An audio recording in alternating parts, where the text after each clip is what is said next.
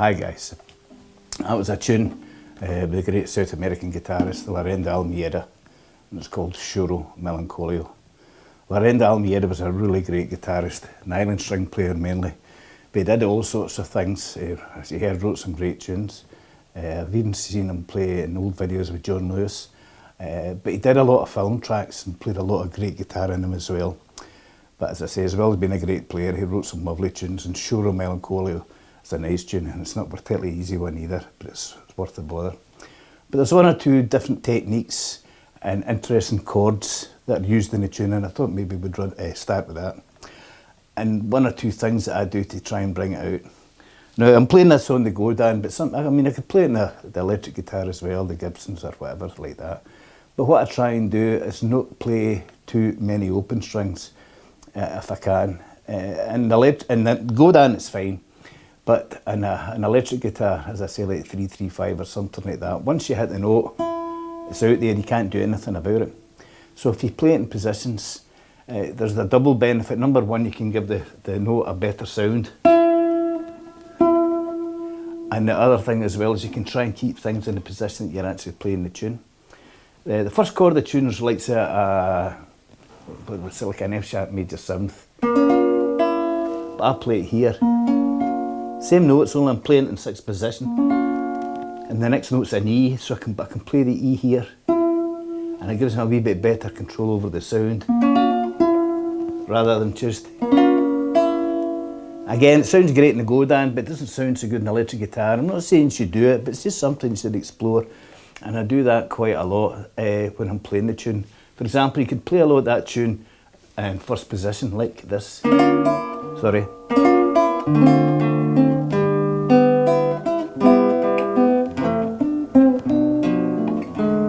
I've been playing it down here so much I've forgotten how to do it originally.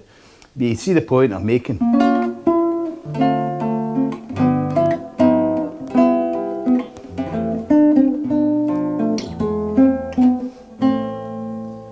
And it gives you more control. As I say, it gets you to learn playing positions quite a lot. But the main reason I do it, because I've, say for example, I decided to play it, as I say, in one of the semi-acoustic guitars, which is great, it's a great tune, you can play it in anything you like. When you play a lot of open strings, sometimes they tend to ring too longer than the notes in the bar for which it's held. You have to end up damping them, or you get this kind of discord. Sometimes that works, by the way. But it's just another wee technique for you to be aware of.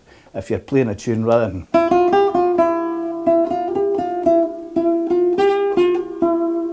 you can get the different tones just by moving up and down.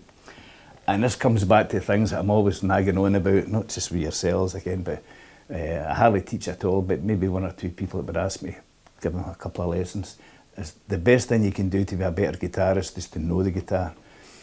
And again, I know it's really easy me saying that, but every night just try and go up and down the fretboard, learn the notes a wee bit more, and as I say, that will really help you as you're playing, especially if you're playing with other musicians. Anyhow, back to that tune. Some of the chords we used is that minor 7 flat 5 turnaround. Now it's used so much, guys. Sometimes, this is a problem I have sometimes when you teach over YouTube, you don't really know what sort of stage people are at. I mean, some of you guys might have been playing all these chords all your life, and some of you won't. And sometimes you hear a tune and you can't find the chord for that tune. Especially if you like doing what I do, don't look at the music, try and figure it out yourself. and usually that missing chord is a minor 7 flat 5 turnaround. Again, it's usually used between verses, and he uses it here. So the tune's in C. Key I don't normally play in, mainly because I can never really get a really good sound out playing C. It's down to me, not to the keys. So the turnaround in the key at C is you drop down a tone, which gives us B. You play the B minor 7 flat 5, and then it's nearly always followed out the dominant 7th and the 1 4 5 of that chord, which in this case would be E. You could play E, you could play E dominant E 7th, or one of the most common ones, the flat 9th. Remember last week I was talking about 9ths and flat 9ths. If you're going to learn any new chords, learn the 9th and the flat 9th, because it's one you'll come across a lot. So he uses that chord, that turnaround a lot. So you'll see that in the tune. The other chord he uses a lot is the sharp 5, which again, it's literally just the 5th note in the chord that you're playing. So, say for example A7th, it's on an A7th chord, so here's A7th. So the 5th note, and that's E, so you're playing E sharp or F. And it's used like a sus chord that usually comes off again. Again, that's D minor, so it's actually D minor 11th adding this pinky on here. We talked about that the other week as well. And then instead of ending up in a straight G chord or a G7th, he plays like an augmented chord where he doubles the sharps. So 2 G sharps really works in this tune. These doesn't always work, but it really works in that tune to bring you back to the tonic key.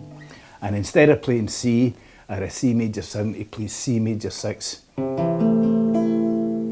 And that's an easy chord to go into, guys. It's just an A minor, add the C. The 6th note is that A. Remember the 3, if you're in the key of C, usually the 3 ways, and an ordinary ballad you would end up with either be C, C major 7th, that's a B, C major 9th, that's a D, a C major 6th, that's a A. Or just to make it never up, you could play a C Lydian chord, which has got a sharp 4, F sharp.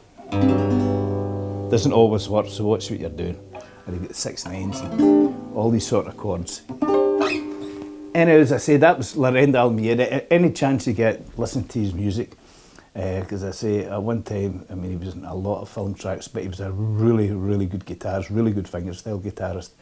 And as I say, wrote some lovely stuff as well. It's not particularly easy to play. That's a wee bit awkward, some of the rundowns that you see him down there in the A minor. But he uses these things I've talked about before as playing a chord like A minor, straight A minor in 5th position. And just explore the notes that are there.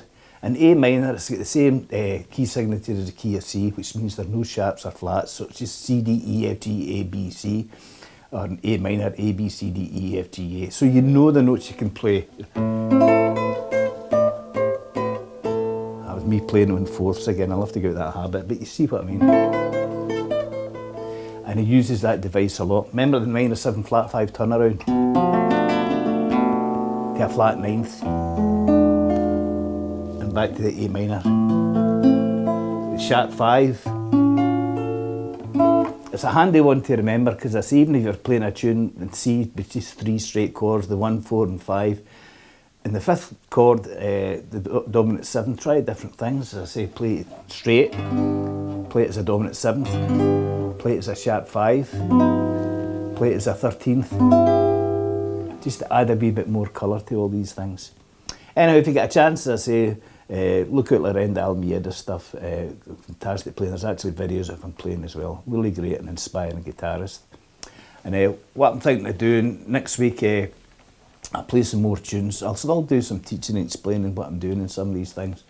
But I don't do enough playing, and one of my friends who watches the videos quite a lot, Robin, has suggested that I do a lot more bosses, and I'll show you the bossa technique in a wee bit more detail, because it's great for a fingerstyle guitarist to learn on. And as I say, the basic bossa rhythm is easy and hard at the same time, just like everything else in the guitar.